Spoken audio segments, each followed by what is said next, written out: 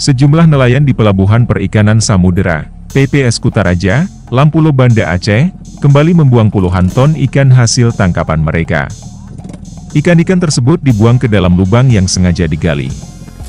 Salah seorang nelayan mengatakan, ikan dibuang karena stok yang melimpah berbanding terbalik dengan daya beli masyarakat yang sangat rendah. Nelayan terpaksa membuat lubang khusus yang digali menggunakan beko sebagai tempat buang ikan agar tidak mencemari lingkungan.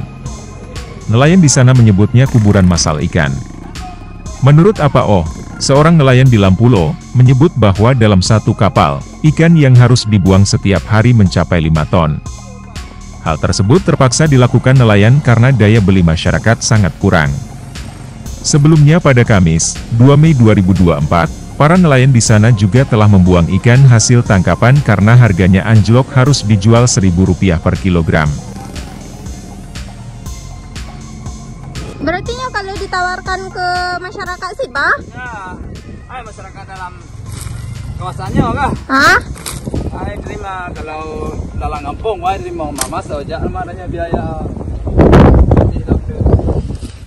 Pak, bukan hanya dibawa ke Medan atau segala macam, Pak? Hana diterima. Hah? Hana cocok. Hanya cocok harga atau gimana, Mbak? Harga, kadang-kadang di Jupri, di Medan, hana cocok BB motor.